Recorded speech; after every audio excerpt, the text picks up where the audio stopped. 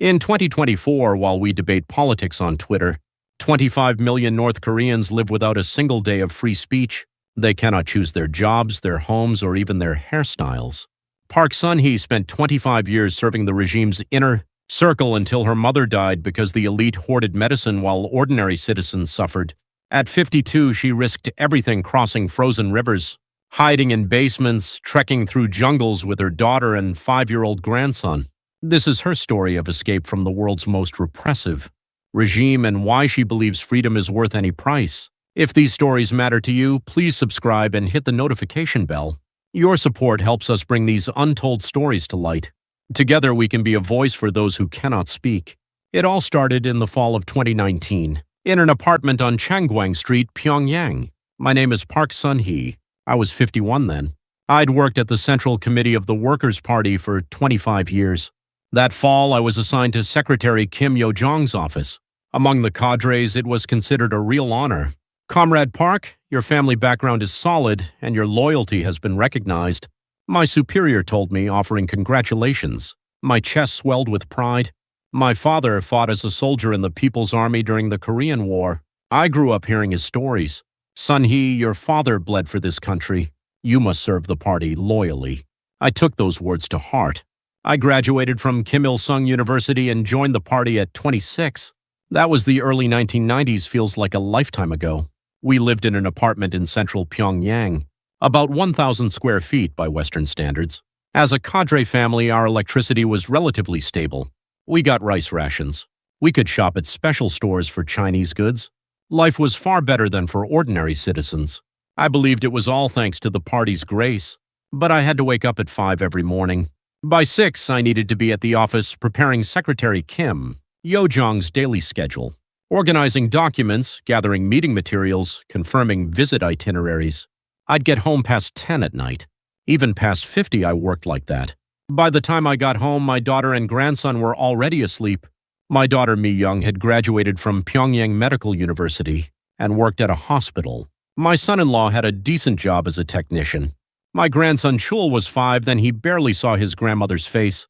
"Grandma, you didn't come yesterday either," he'd pout. It broke my heart every time.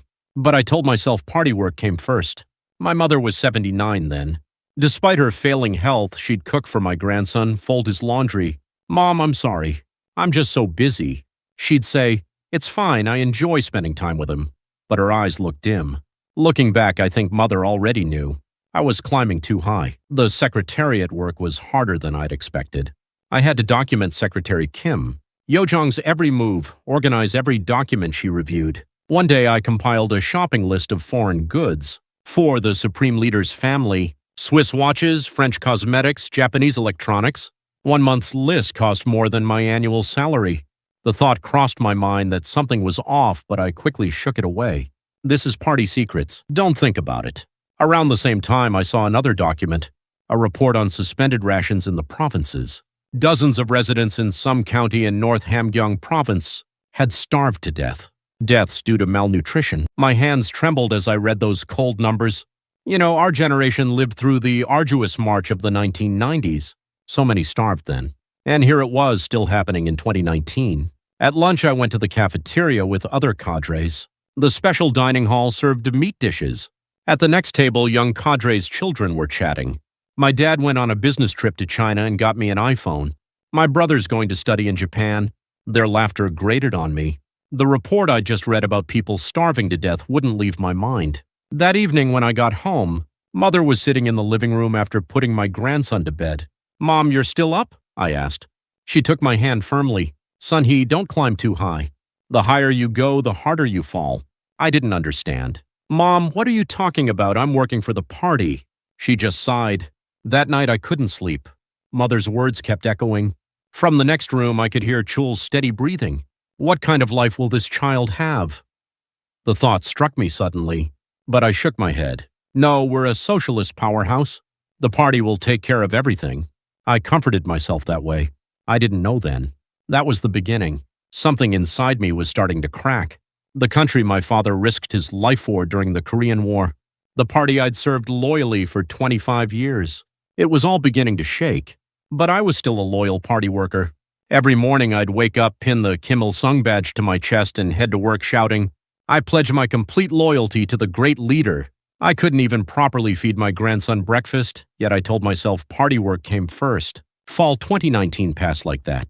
Autumn leaves turned in Pyongyang streets, fog hung over the Taedong River, the same riverbank my father and I used to walk when I was young. Everything was familiar. Everything felt permanent. I thought this life would go on forever. But fate was already preparing a different path. Winter 2021 was especially cold. Since early that year, the whole country had been in chaos over COVID. The borders were completely sealed. Supplies from China stopped coming. At the Secretariat, we processed nothing but quarantine-related documents every day, no external contact whatsoever, immediate isolation of suspected cases, thorough disinfection of Chinese goods. Directives poured in endlessly, but I saw other documents, special medical preparations for the Supreme Leader's family, lists of Chinese pharmaceuticals, standby foreign medical staff, specialized treatment equipment. It struck me as odd. We told our people Korean medicine is sufficient, yet the privileged class used foreign drugs. That December, Mother collapsed suddenly. I got a call from my daughter at dawn. "Mom, Grandma can't breathe." I rushed home. Mother was in bed, her face ghostly pale. High fever, severe coughing. "Mom, we need to get you to a hospital." But she shook her head. "Son, hospitals won't help." I called emergency services anyway. An ambulance came, but when the medics saw Mother's condition, they hesitated. COVID suspects must go to special isolation facilities. "What, you think my mother has COVID?" "We'd need to test her." But the symptoms, they didn't take her. They just said, "Isolate at home," and left. My daughter, working at a hospital, tried to get medicine, but the hospital pharmacy was empty. "Mom, there's not even fever reducers. All the drugs from China have stopped." My mind went blank. The document I'd just seen at the Secretariat flashed before me. That long list of Chinese pharmaceuticals for the Supreme Leader's family. Mother suffered for 3 days before passing. I couldn't even be there at the end. The party said, anyone with a COVID suspect in the family must quarantine, so I couldn't go home. When my daughter called, Mother had already stopped breathing. "Mom?" "Grandma's gone." I heard my daughter crying through the phone. We couldn't even hold a proper funeral. As a suspected COVID death, she had to be cremated quickly. The day we sent Mother off, I knelt at the crematorium. "Mom, I'm sorry. I'm an unfilial daughter who couldn't get you a single pill." On the way home, my daughter took my hand. "Mom, this is wrong.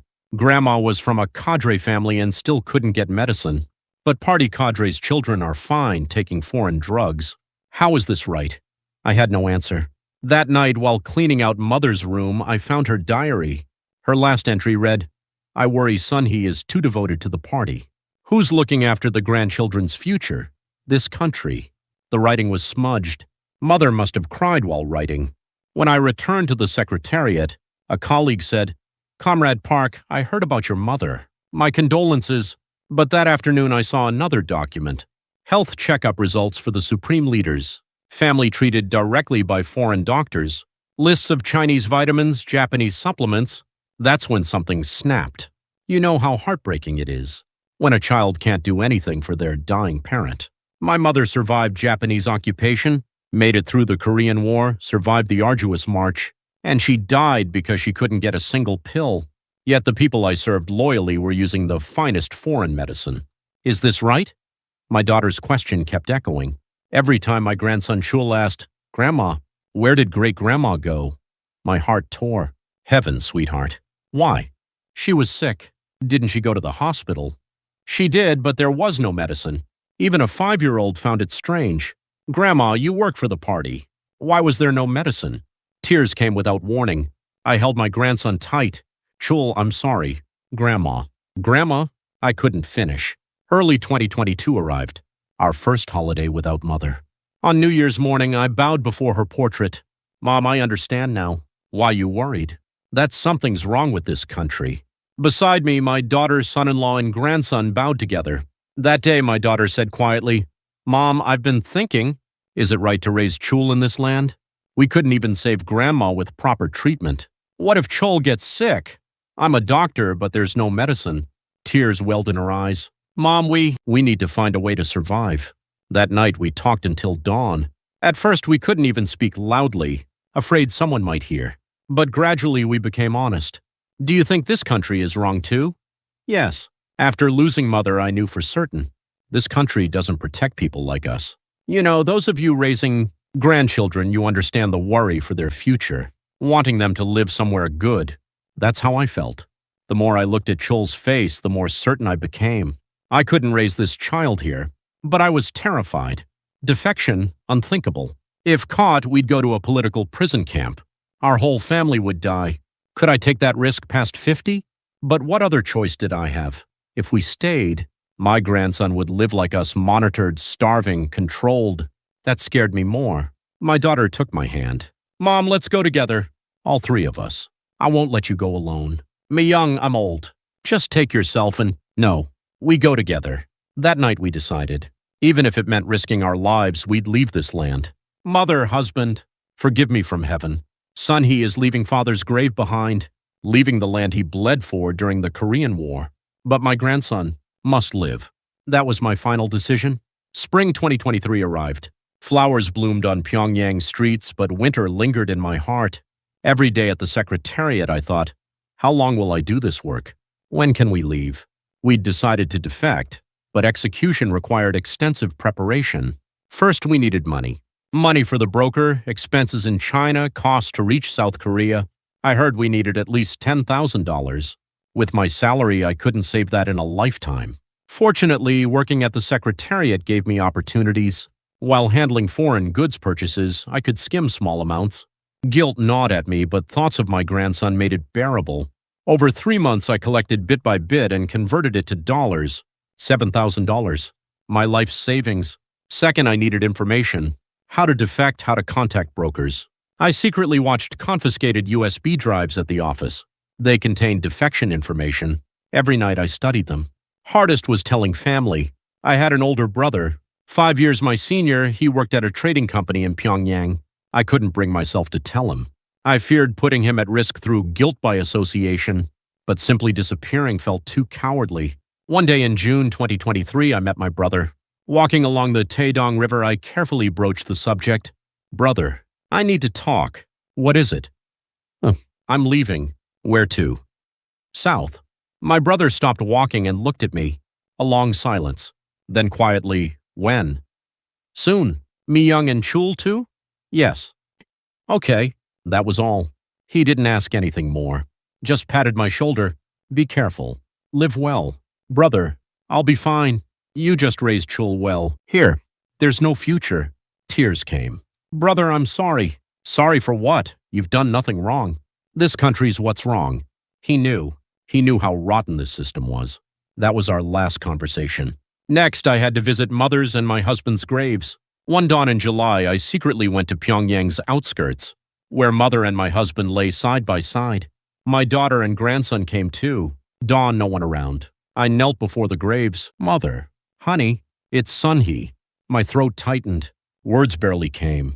We're leaving now, taking Chul, searching for a way to live. My daughter bowed beside me, crying. Grandma, father, Mi-young says goodbye. I'm sorry I can't tend your graves. My grandson Chul bowed, not understanding. Grandpa, great-grandma, goodbye. Seeing him, tears poured out. Honey, I'm sorry. Forgive this unfaithful wife for leaving your grave. I pressed my forehead to my husband's grave and wept. Mother, the landfather, defended during the Korean War. Son, he is leaving. Forgive me. After crying for a while, I stood. Behind me, I could see Pyongyang, morning sunlight on Pyongyang, where I'd lived for over 50 years. The Taedong River I'd walked with father, the streets I'd wandered holding mother's hand, the park, where my husband and I dated. Goodbye, I whispered. My homeland. I'm sorry. Back home, I packed.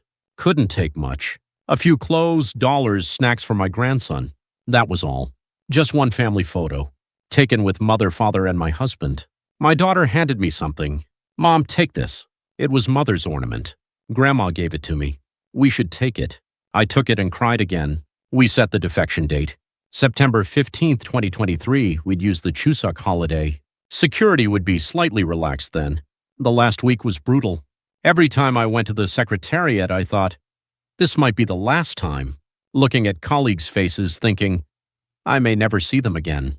But I couldn't show it. I told my grandson we were traveling. Chul, Grandma, Mom, we're going on a trip. Where? Somewhere nice. My grandson lit up. Grandma, is there lots of meat there? Yes, lots. You can eat it every day. Wow, great. The child didn't know. It was a journey risking our lives, the night of September 14th. Our last night. I couldn't sleep, lying in bed staring at the ceiling. Tomorrow, everything ends or begins anew. I was scared. Honestly, terrified. At 52, crossing rivers and mountains, even young people struggle. Could I do it? What if we're caught? What if we're shot? What if my grandson gets hurt? Every thought raced through my mind. But hearing my grandson's steady breathing from his room gave me courage. This child must live. 4 a.m. I got up, woke my daughter. Myung, get up. Let's go. Yes, Mom. We quietly gathered our things, woke my grandson and dressed him. Chul, we're going on our trip now. You have to be quiet. Okay, Grandma. Before leaving, I looked around the house one last time. The sofa where Mother used to sit, the desk where my husband read newspapers, the table where we ate with my grandson. Everything was a memory. Locking the door, I thought, I may never open this door again. Going down the stairs, my legs trembled, but I couldn't stop. My daughter held my arm. Mom, are you okay? Yes, I'm fine. The dawn streets were quiet. The three of us walked hand in hand. Our last walk through Pyongyang streets, the Taedong River appeared. The riverbank I'd walked with Father. Tears came, but I held them back. Can't look back. Only forward. We reached the station and boarded a train to North Hamgyong province, as the broker instructed. On the train, my grandson asked, Grandma, where are we going? Somewhere good, I told you. When do we come back? I don't know. Through the window, Pyongyang receded, where I'd lived for over 50 years. The land my father bled for during the Korean War, where Mother and my husband are buried. Goodbye, goodbye. I kept saying farewell in my heart. The train headed north. My grandson fell asleep in my arms. My daughter stared blankly out the window. I fingered the dollars in my chest. Our 3 lives' ransom. Honey, Mother, Father in heaven, help us. Let us survive. Let us reach the land of freedom. Praying like that past 50, I summoned my last courage. The life or death journey had begun. The night of September 16, 2023, when we arrived at the border village in North Hamgyong province, the sun had already set. We waited at the broker's designated location. A small inn-room, even people's breathing made my heart drop. Mom, I'm hungry, my grandson whispered. Shh, Chul. Just a little longer. We'll eat something good soon. My hands trembled as I pulled out snacks from the bag. Around 9 p.m., a knock on the door. Comrade Park? A quiet voice. The broker. I opened the door to a thin man. Ready? Yes. The money? I handed over the bundle of dollars. $7,000. My life savings. The broker counted and nodded. We leave at 11. Rest until then. And he looked at my grandson. If the child cries, we're done. If we're caught, we all die. My daughter held Chul tight. Chul, tonight you absolutely cannot make noise. Understand? My grandson nodded, a 5-year-old sensing the atmosphere. 11 o'clock came. The broker said, let's go. We gathered our minimal belongings and left. The night streets were pitch black, barely any streetlights. We followed the broker up a mountain path. Even young people would struggle on this path, but my legs, past 50, shook. My knees ached. I gasped for breath, but I couldn't stop. My daughter held my arm. Mom, are you okay? Yes, I'm fine. After about an hour of walking, the broker stopped. There's the Tumen River. Those lights, that's China. In the darkness, I faintly heard the river's sound. From now on, absolutely no noise. Patrols pass by. If we're caught, the broker made a throat-slitting gesture. My heart felt ready to burst.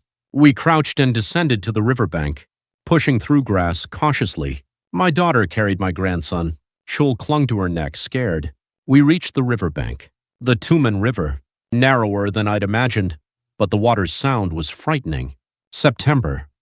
The water looked ice cold. This is the shallowest point. Water'll come up to your waist. We must cross quickly, the broker whispered.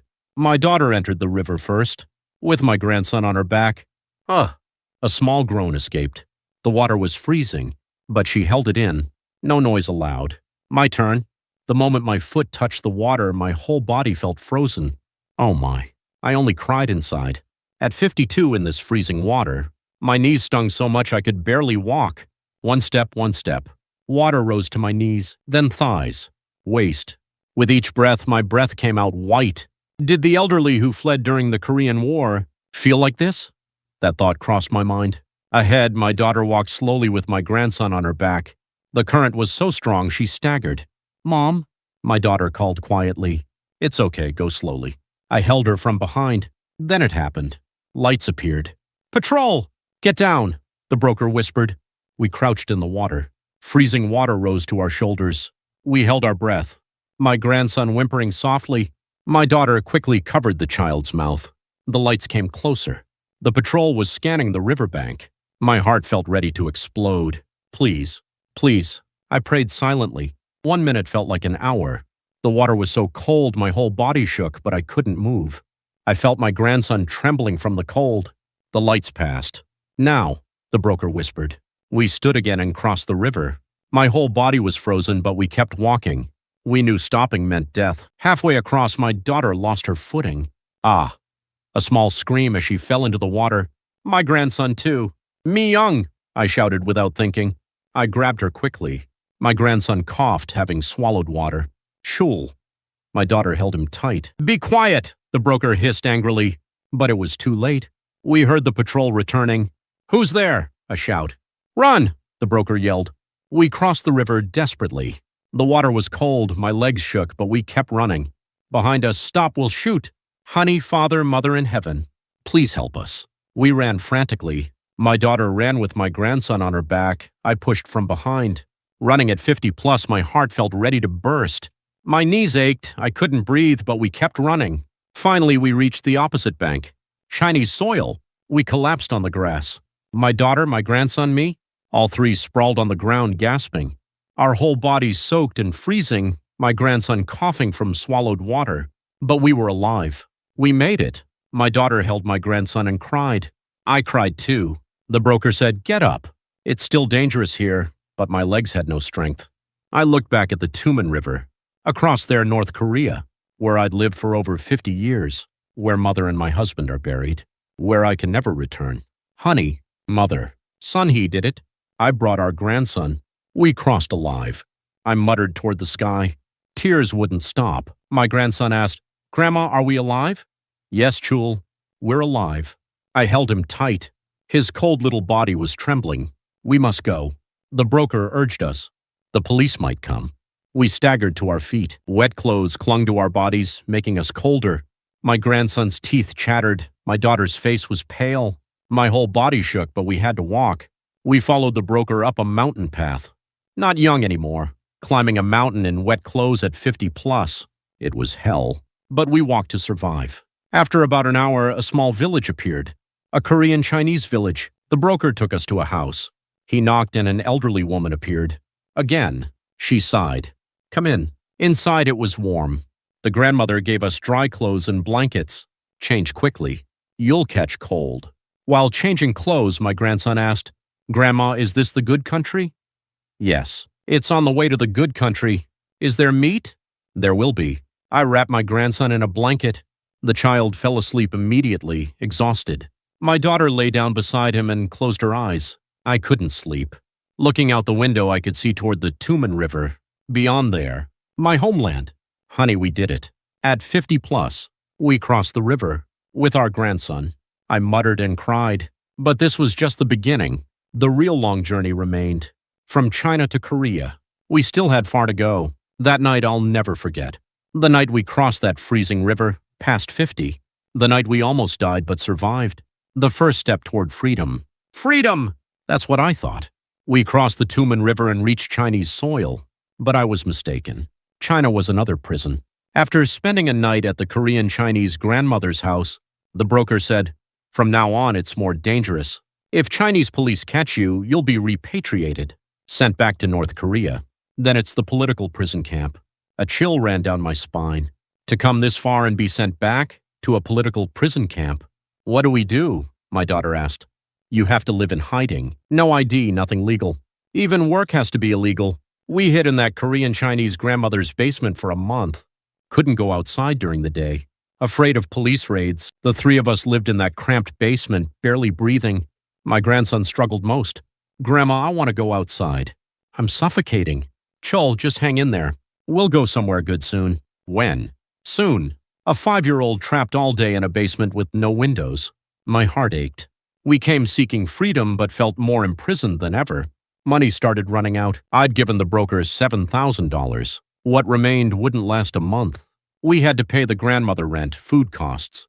At this rate, we'd run out before reaching Korea. I need to work, my daughter said. Me young with no ID, what work?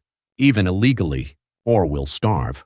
The Korean-Chinese grandmother introduced us to a place, a Chinese restaurant that hired illegal workers. My daughter started working in the kitchen and I washed dishes, past 50 washing dishes. I'd lived my whole life as a party. Cadre worked in Secretary Kim Yo-jong's office, now washing dishes in someone else's country. At first, my pride was wounded. My hands trembled, tears came. But thoughts of my grandson made it bearable. Chul needed to eat.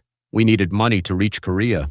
I worked 12 hours a day, 10 a.m. to 10 p.m., standing all day washing dishes at 50 plus, you know how hard that is. My knees ached, my back felt broken, my hands cracked from detergent. Monthly pay was 1,000 won, less than $200 in Korean money. My daughter earned similarly. We three had to survive on that. The restaurant owner knew we were defectors but hired us anyway. We were cheap labor. Hey, hurry up, customers are waiting, he'd yell. Anger rose, but I endured.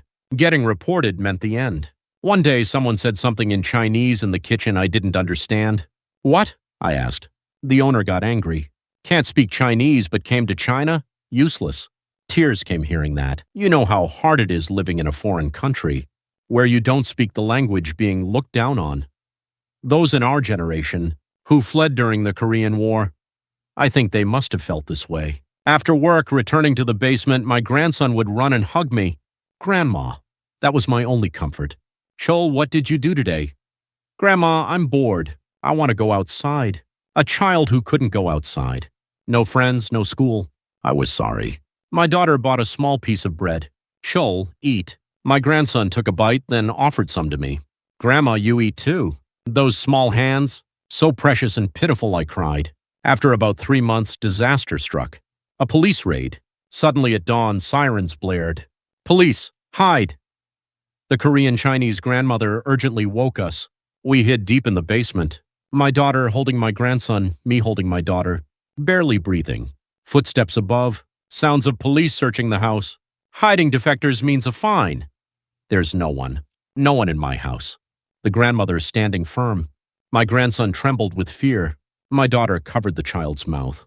I covered mine to silence my breathing. 10 minutes felt like 10 hours. Fortunately, the police left. But after that day, we couldn't stay in that house anymore. Sorry. It's too dangerous now. You must move, the grandmother said.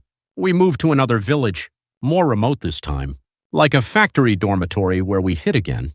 My daughter worked at another factory. I still washed dishes. Every day the same routine. Work, return, feed my grandson, sleep. I wondered how long we'd live like this. Then one Sunday we met a Korean missionary. The Korean-Chinese grandmother introduced us. There's a Korean who helps defectors. Meet them. We went to the missionary's residence. Opening the door, I saw the Korean flag. Tears came instantly. The Taegyukgi, the flag of the country we were trying to reach. Welcome. You've suffered so much. The missionary couple greeted us warmly. Korean spoken here felt so welcome. They served kimchi stew and soybean paste stew. Please eat. You must be hungry? The taste. Similar to North Korean food, but different. Yet it felt like food from the same people. My grandson ate his fill for the first time. Grandma, this is delicious. Watching him, I cried. The missionary said, You're going to Korea, right? We'll help. We'll find a route for you. Really? Yes. God will help. That day at church, we sang hymns. Amazing Grace, how sweet the sound. Tears wouldn't stop. Religion was forbidden in North Korea. For the first time, I could pray freely. God, thank you for guiding us this far. The missionary couple brought groceries every week. Rice, ramen, side dishes. Hang in there. You'll be able to go to Korea soon. Still, I felt we were the same people. Korean-Chinese grandmothers helping us, Korean missionaries helping us. We are one. Those words touched my heart. But life in China remained hard. Living every day afraid of police raids, unable to go to hospitals without ID. When my grandson caught a cold, we couldn't go to the pharmacy. My daughter secretly brought medicine from the hospital. 6 months passed.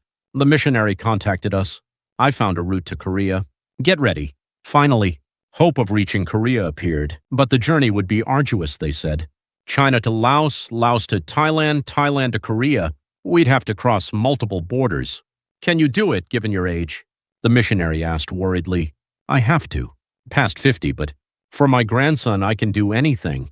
That's what I answered. 6 months in China, washing dishes, living in hiding, being looked down on. It was hard, but I endured. I couldn't stop moving toward freedom. Now the next journey awaited. February 2024, the day to leave China arrived. The missionary prepared everything. From China to Laos by bus, 2 days. Laos to Thailand, another 2 days. In Bangkok, go to the Korean embassy. About 60 days total. 60 days. 2 months of travel, was it possible at 50 plus? But there was no choice. Mom, will you be okay? My daughter asked worriedly. I'm fine. For Chul, anything. I held my grandson tight and vowed. We said goodbye to the Korean Chinese grandmother. Grandmother, thank you so much. Go well. Live well in Korea. We're the same blood, aren't we? She cried, telling stories of families separated during the Korean War. When reunification comes, we can meet again. I held her hand tight. Grandmother, reunification must happen. We're all the same people. We boarded the bus. A different broker this time. Stay quiet. If there's a checkpoint, pretend you're Chinese. Can't speak a word of Chinese. But I just nodded. 2 days on the bus. Sitting in cramped bus seats at 50 plus was brutal. My back felt broken. My grandson whined from boredom. My daughter got motion sick. Midway, a checkpoint. Police boarded the bus checking IDs. My heart felt ready to explode. The broker said something in Chinese and handed over money. A bribe. Fortunately, we got through. But I was drenched in cold sweat. We reached the Laos border. From here, we had to walk. We have to go through the mountain path. Can't cross at the official border. Mountain path. Past 50. We climbed a mountain path that even young people would find hard. My daughter carried my grandson. I carried luggage. Each step was agony. Gasping for breath, legs trembling, knees aching. Mom, let's rest. No, we have to keep going. I felt if I stopped, I couldn't continue. After about 5 hours, we entered Laos. Another border crossed. In Laos, a Korean church pastor helped us. Mother, you've suffered. Rest here. We rested at the pastor's residence for a week. Past 50 and going through this hardship. The pastor's wife cried, for my grandson. I want him to live freely. During that week, my grandson Chul played outside for the first time. Grandma, there are butterflies here. Seeing him smile brightly made me cry. When was the last time I saw the child laugh? But we couldn't stay long. We had to go to Thailand. From Laos to Thailand was also brutal.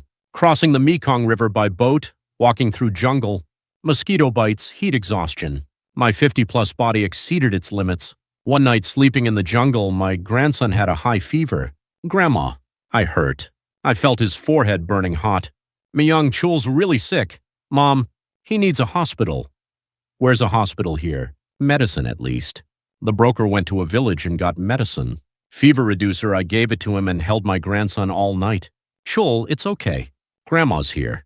When the feverish child said, Grandma, I want to go home, my heart felt torn. Chul, just hang on. We'll reach a good home soon. There you'll eat good food, go to school. My daughter cried beside us. Mom, this is my fault. Making Chul suffer like this. No, we're doing the right thing. For this child's future. Next morning, my grandson's fever dropped a bit. I thanked God. When we reached the Thai border, a month had passed. No part of my body was intact. Knees swollen, feet covered in blisters. My daughter had lost so much weight, my grandson was dark from the sun. But the final hurdle remained. The Thai border checkpoint. Police stopped us. Passport, they shouted in English. Where would we have passports? We were illegal immigrants. The broker said something and offered money. But the police shook their heads. No, they tried to put us in a truck. To deport us. No, we're from North Korea. We need to go to the Korean embassy. I shouted in Korean. The police hesitated, not understanding. The broker quickly offered more money. The police muttered among themselves, finally took the money and let us go. That money was what I'd saved over 6 months washing dishes in China. I'd lost it all, but we were alive. To Bangkok, another 2 days by bus. Such a long journey. March 15th, 2024, we finally arrived in Bangkok. We took a taxi saying Korean Embassy. The driver nodded and drove. Through the car window, Bangkok streets appeared. Tall buildings, many cars, flashy signs. A completely different world from North Korea. After about 30 minutes, the car stopped at a large building. The Korean flag hung on the building. The Taegyukgi, that flag I'd longed to see my whole life. Getting out of the car, my knees buckled. I knelt before the Korean flag and cried. My daughter, my grandson, we all cried together. We made it. We did it. Starting from Pyongyang, crossing the Tumen River, hiding in China through Laos to Thailand, 6 months journey. Past 50 with my grandson, with my daughter. We did it. I knocked on the embassy door. A staff member came out. May I help you? We came from North Korea. We're defectors. Please help. Saying that, I collapsed. Staff members helped us inside, sat us in chairs, gave us water, covered us with blankets. Are you okay? You've been through so much. Yes, it was so hard. My grandson asked, Are we going home now? The staff member answered, Yes, you're going to Korea.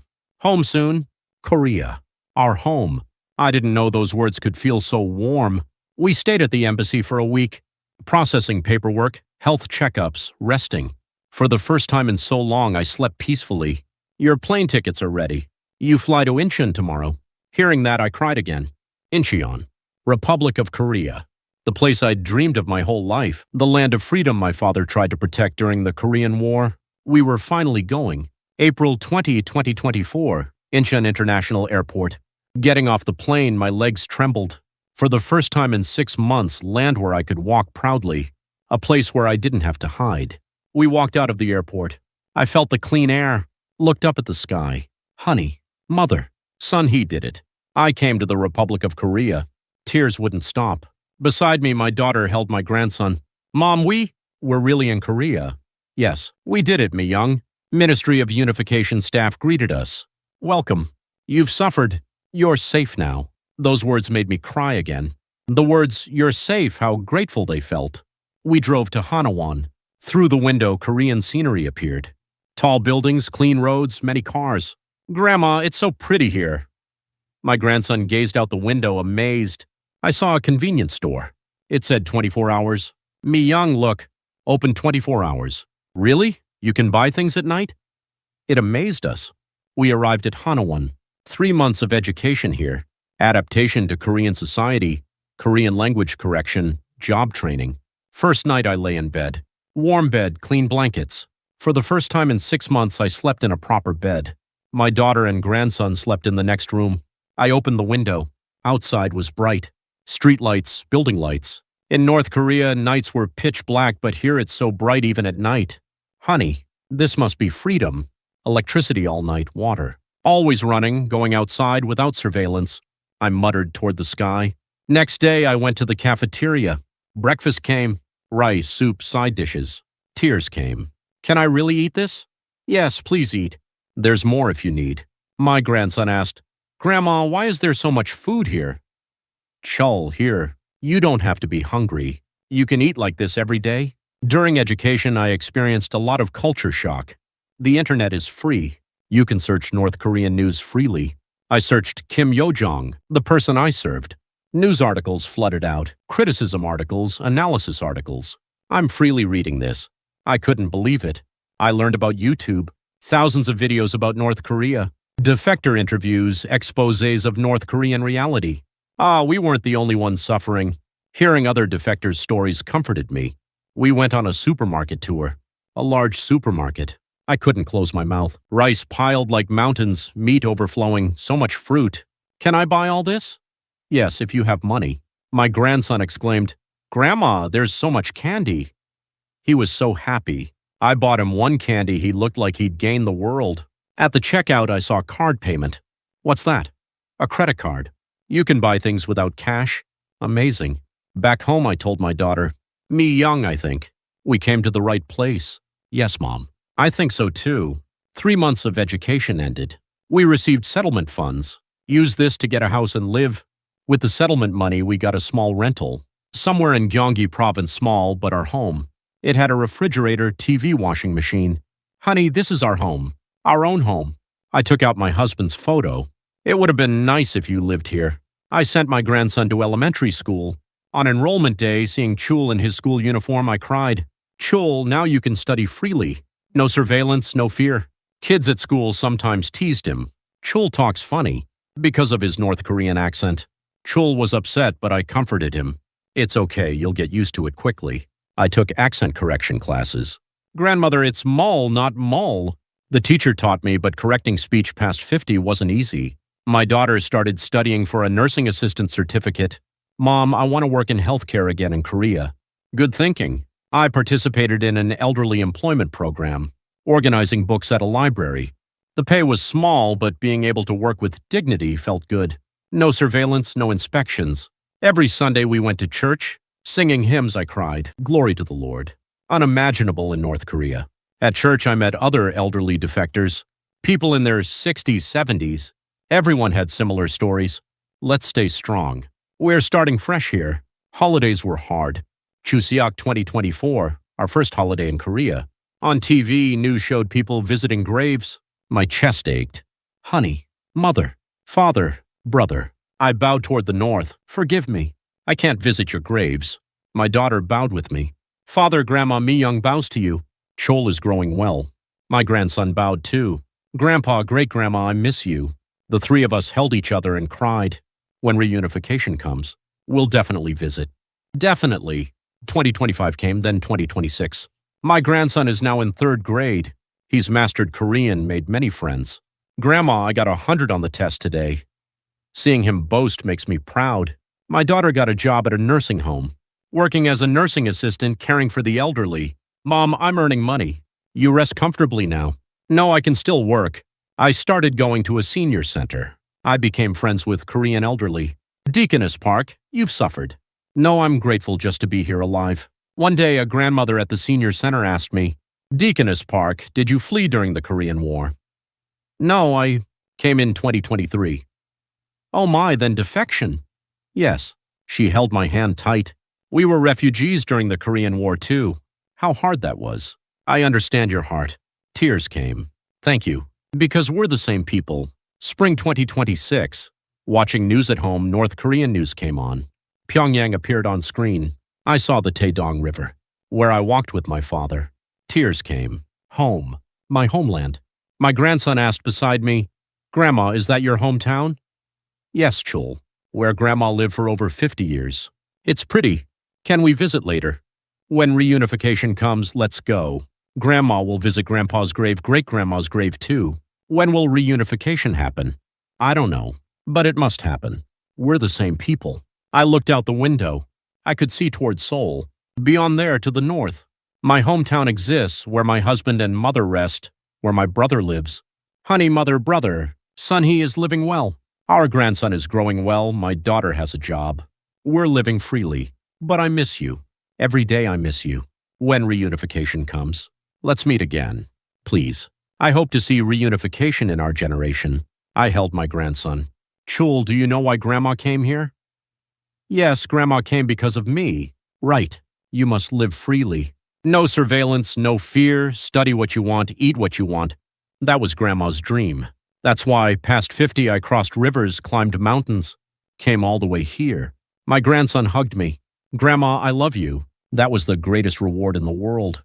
At night, sitting alone, I reflected. September 2023, the day I left Pyongyang, crossing the Tumen River, hiding in China through Southeast Asia to Korea. 6 months journey. Past 50, carrying my grandson with my daughter.